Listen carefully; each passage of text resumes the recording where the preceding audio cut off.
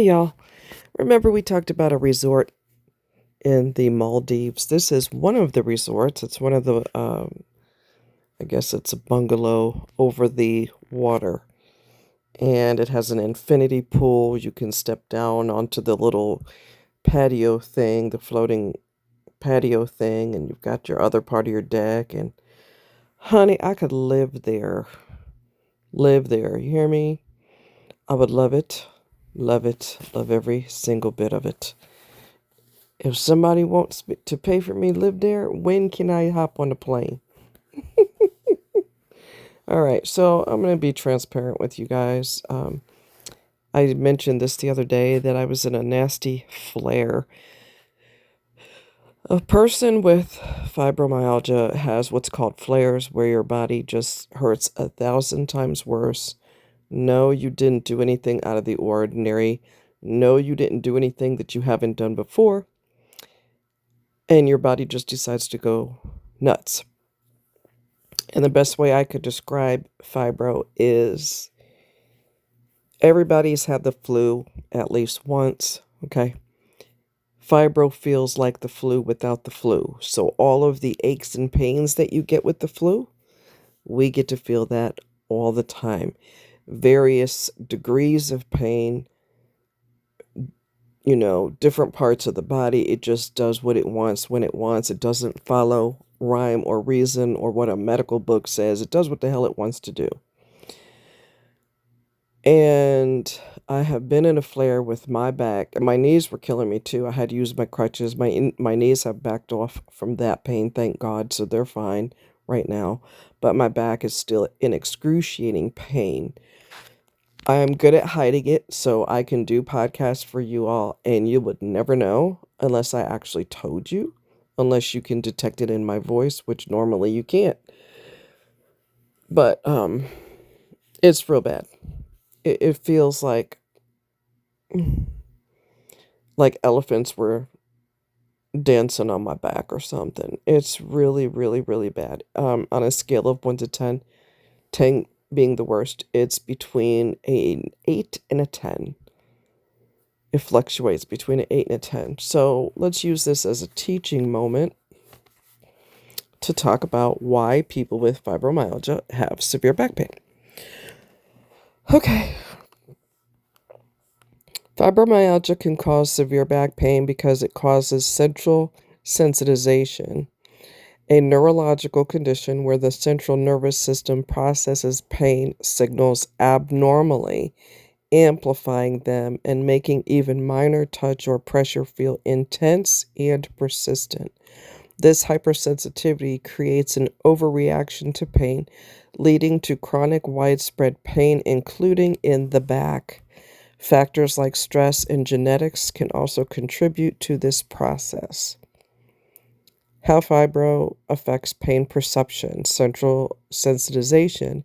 This is the primary reason for amplified pain. The brain and spinal cord become overactive, leading to increased pain signals. Your central nervous system becomes wound up and constantly on high alert, sending too many pain signals to the brain. Altered brain function. Research suggests changes in brain chemicals and reduced blood flow to brain areas that normally help process pain can contribute to the condition. Hypersensitivity. Normally non-painful stimuli like a gentle touch can be perceived as significantly painful. Contributing factors. Neurological factors. Changes in how the central nervous system works are a key factor. Genetic factors. There may be a genetic predisposition to fibro with certain genes influencing pain signal processing. Environmental factors. Events such as physical or emotional trauma, chronic stress, and illness can trigger or worsen symptoms by affecting the nervous, hormonal, and immune systems. Why the back is affected. FM, which is another name for fibro, is a condition of widespread pain. The back contains many muscles and nerves, making it a common area for the amplified pain and heightened sensitivity caused by the condition. Stress can lead to muscle tension, particularly in the neck and back, exacerbating the sensation of pain. What is the best pain relief? Cymbalta, which is also duloxetine, milnacipran, which is Savella, and pregabalin, Lyrica, are FDA approved. Non-prescription pain relievers such as acetaminophen, which is Tylenol, ibuprofen, or naproxen, like Aleve or others. Those may also be helpful. Another thing that it doesn't, let me see, hold on.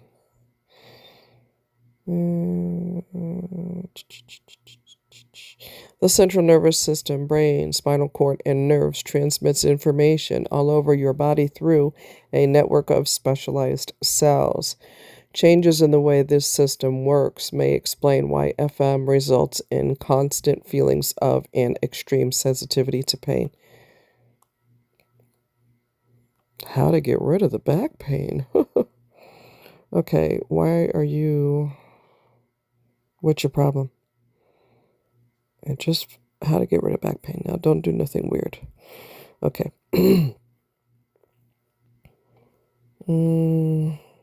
Low impact. Well, over-the-counter pain relievers, antidepressants, anti-seizure medications, muscle relaxants can help with the muscle spasms and pain.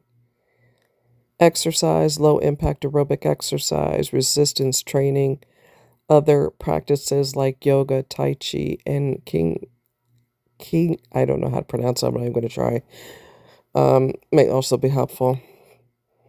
Qigong, Qigong, I guess. Okay, that's my best guess on that one. Complementary therapies, acupuncture, massage therapy, physical therapy, other strategies, cognitive behavioral therapy. This therapy can help individuals develop coping mechanisms for managing pain and improving mood. Relaxation techniques, deep breathing, meditation, and other relaxation techniques can help reduce stress and pain. Consult with a healthcare professional. Consult a holistic approach. Be patient and persistent.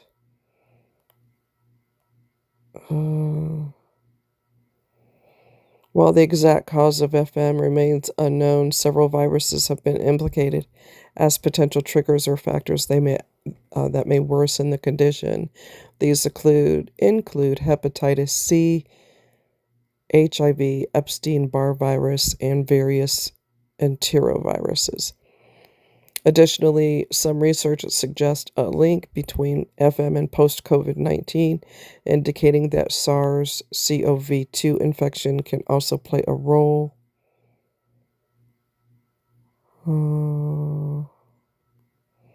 Let me see. Oh, no. What is the best painkiller for FM? Well, if you'd respond to me, that would be good. There isn't a best painkiller. It just depends on the person and what they respond to. Okay. Over-the-counter pain relievers, tramadol. Let's see. Individualized treatment. There's no one-size-fits-all. The right medication for you would depend on your overall health, other medical conditions, and other medications you take. Opioid caution. And consult your doctor. There isn't a blood test to test for FM. What they have to do is basically test you for other conditions. And when those come up negative and they do a tender point test, a trigger point test on your body, they send you to a rheumatologist, which is weird because it's a central nervous system thing. So why do you send someone to a rheumatologist? It doesn't make sense, but whatever.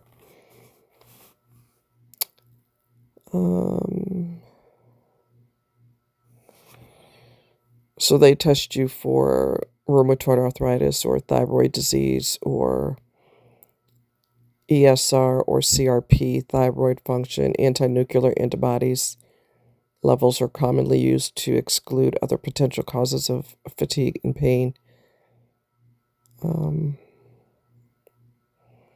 So like I said, they have to test you for everything out and rule those, test you for other things and then rule them out. And that with the tender point test, where they have specific points on your body that they press. And if you have X amount of pain in this many tender points, then they start leaning towards you have FM.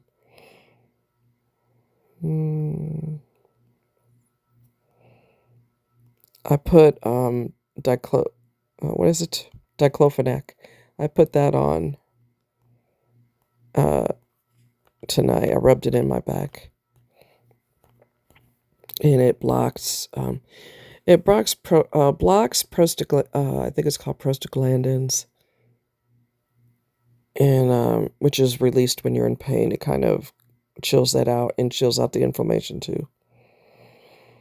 Heat and cold therapy. Alternating between heat and cold therapy is another great way to address FM. Heat therapy increases blood flow, which relaxes your muscle and reduces fibro, pain, and stiffness. You can use a heating pad, hot water bottle, or warm towel to apply heat to the affected areas.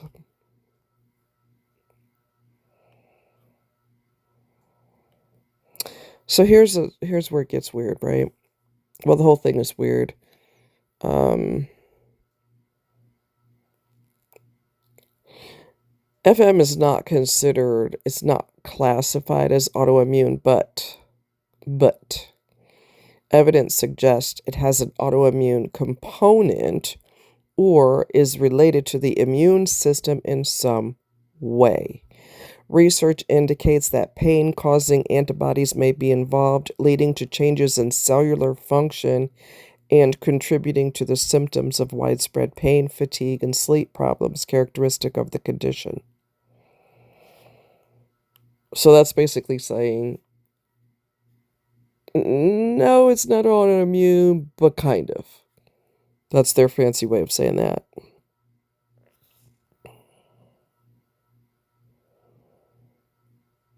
The best heat pad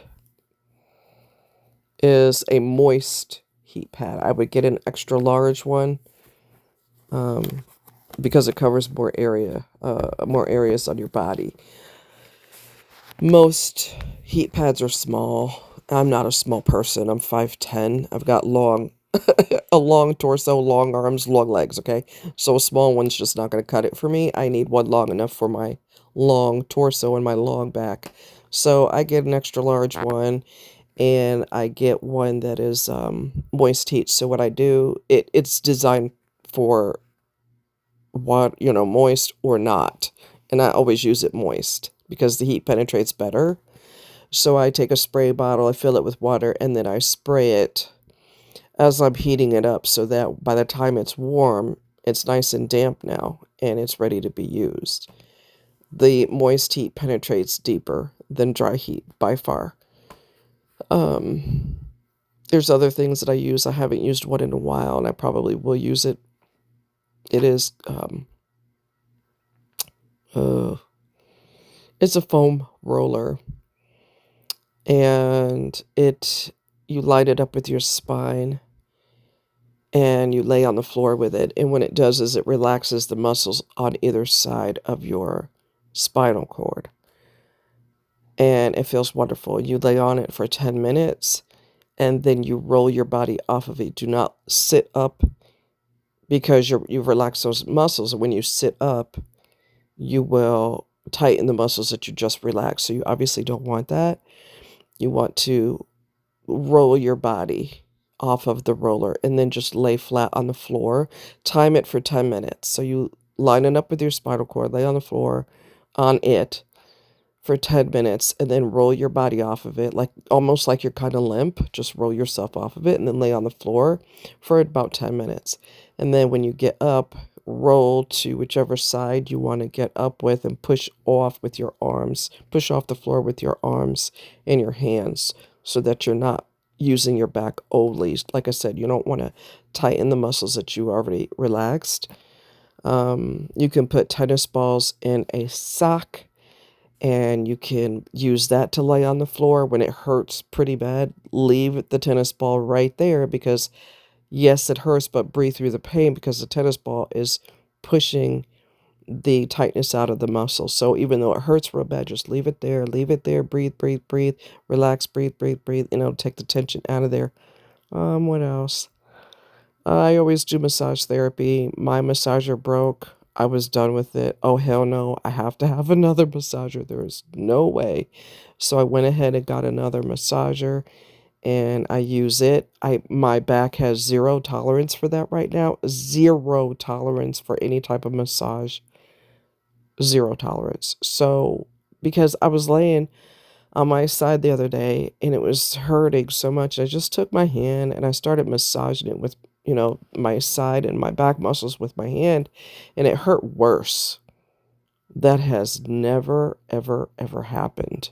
Massage always feels great. I do know that I need to do a hot bath with Epsom salt because the Epsom salt is old school and it has magnesium sulfate, which helps penetrate the muscles to ease pain. We've used that from back in the day. It still works.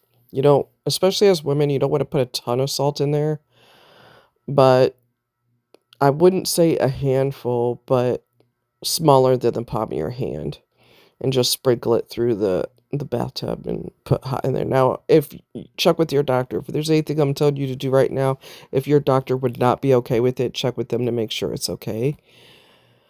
Um, by the way, all of these were taught to me by occupational therapists.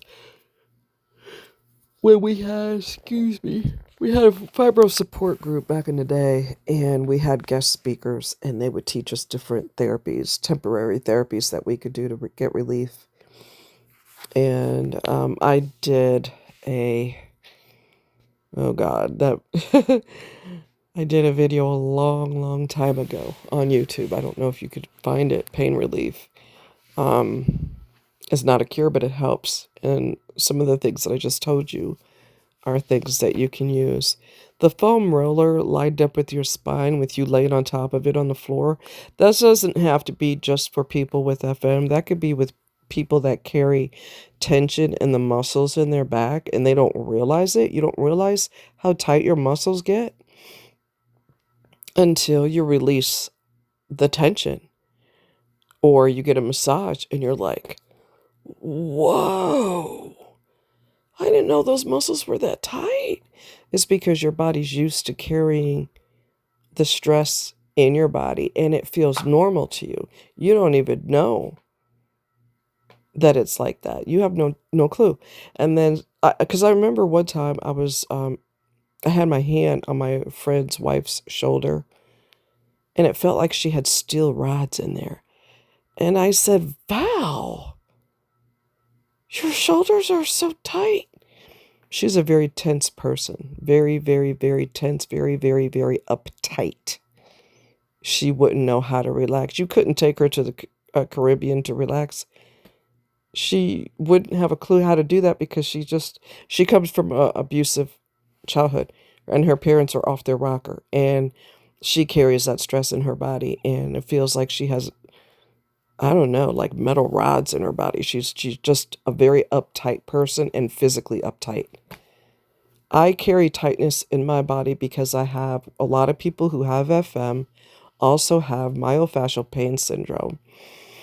That's basically where your fascia, which is like a shiny uh, material, like a tissue that covers all your muscles, your joints, and everything that enables you to move. Otherwise, when you move, you would get stuck, right? So this is kind of a thin film that's over your whole body from your head to your feet, and it's a slippery, you know, tissue, and it helps you move. Well, for some reason, ours doesn't, I don't know if it doesn't work correctly, but we're prone to muscle spasms. That is the reason I walk and I can walk just fine. but I use a motorized cart or a wheelchair when I'm in a big store because I've learned the hard way that if I walk up and down and up and down and all around, my body's like, you know what? You're going to get it. Now I'm going to get you. And I end up getting tension in my muscles. It feels like someone's squeezing me with all the strength they have in my shoulders and in my neck.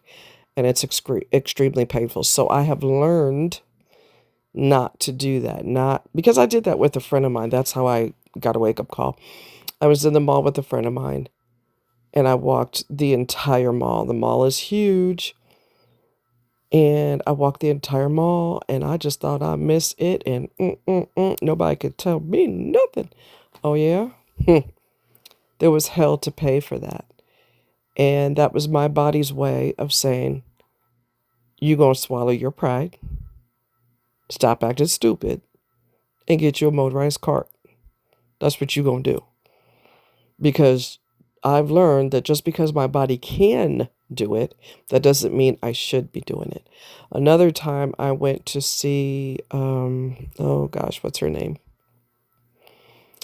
She's a religious, she's like a pastor kind of. She's, oh, I can't think of her name. Anyway, I went to see her in Kansas City at the Sprint Center. And I told them ahead of time, I'm coming there, but I can't do a lot of stairs because I have chronic pain. They had me do the elevator and then partial stairs. Didn't I tell them I can't do a lot of stairs? So the very next day, I had to stay in bed because I had severe pain in my calf muscles. I felt like somebody beat my calf muscles with baseball bats. I'm not exaggerating. I called them back and I said, yeah, I was there yesterday. And whoever I talked to, I think she was a supervisor. And I said, I told them I can't do stairs, but I did partial. They had me do partial stairs and I'm in severe pain now as a result of that. So in the future, if somebody has fibromyalgia like I do, it's probably best to not let them do any stairs at all.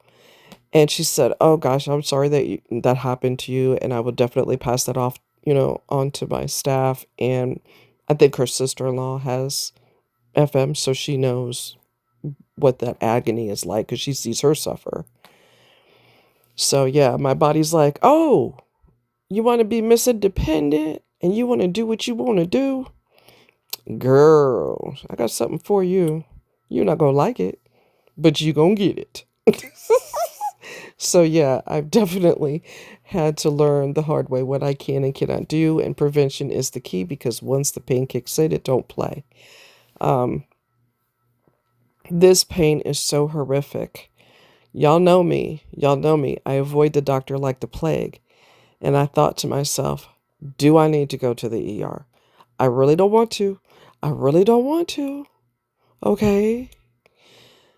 And I don't want to be sitting in there for hours and hours and hours just for them to turn around and tell me, well, we'll give you a shot for pain, but you need to follow up with your doctor. I wasted all that time sitting in there just for that. You know what I'm saying? I'm not a pill seeker. I'm not a pill popper. But my God, this is horrible. So if y'all gonna send me to my doctor anyway, I might as well just go see my doctor next week if I can. And I don't like going to the doctor either. I don't. There's so many other things that I would rather be doing than that. Okay. Oh my God. I'm not gonna go to the ER. But I may have to call my doctor and let them know that Houston, we've got a problem. So I don't know. I figured I'd use it as a teaching moment and let y'all in on it. And there is a doctor. Let me see. There's a doctor in France that discovered that he took women without FM and women with FM, and he did a SPECT scan on them, SPECT, because he's trying to understand what the heck is going on with people who have fibro. Okay. And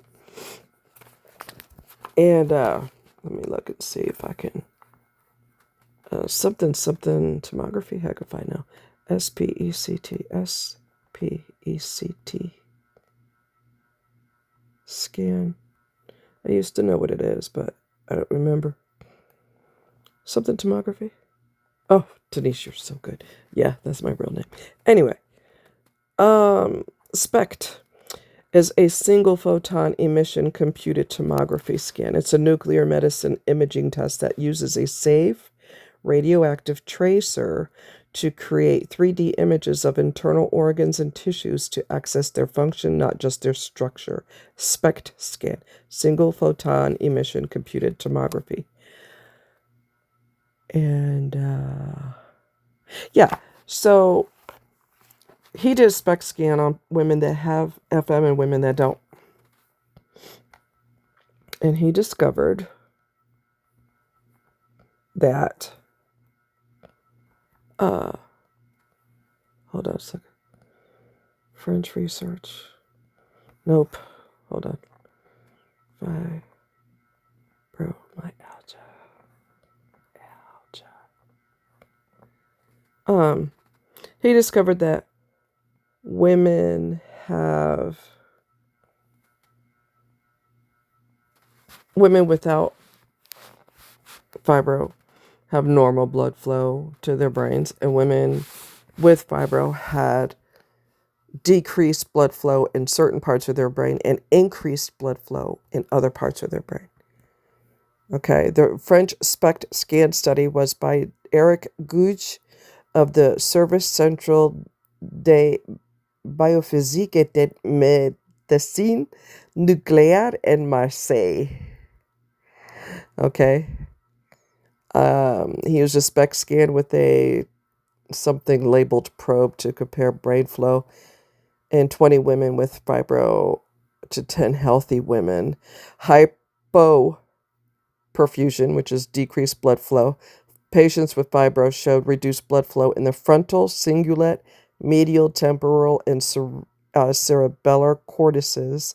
Hyperperfusion, increased blood flow. They also showed abnormally high blood flow in the somatosensory cortex, a brain region involved in pain processing. So there was increased blood flow. And clinical correlation, the study found that the severity of these blood flow abnormalities were directly correlated with the patient's reported clinical severity of fibromyalgia symptoms, but not with anxiety or depression. So if you want to do more studies on that, if you want to check that out, his name is Dr. Eric Gouge. I hope I'm pronouncing that correctly. Dr. Eric, E-R-I-C, last name G-U-E-D-J. G as in George, U as in Utah, E as in Edward, D as in David, and J as in Jam. Yeah. So when they say, oh, it's all in your head, it is. It is because it affects our brain. And our brain is in our head. Pretty cool. Anyway, I thought I'd use that as a teaching point, like I said. I love you guys. Thank you for your love and your support and your kindness. And when I get relief from this agony, I will let you know. I love you guys. Thanks for being in my corner. I'm giving each and every one of you a big, huge hug. Talk to you later. Bye.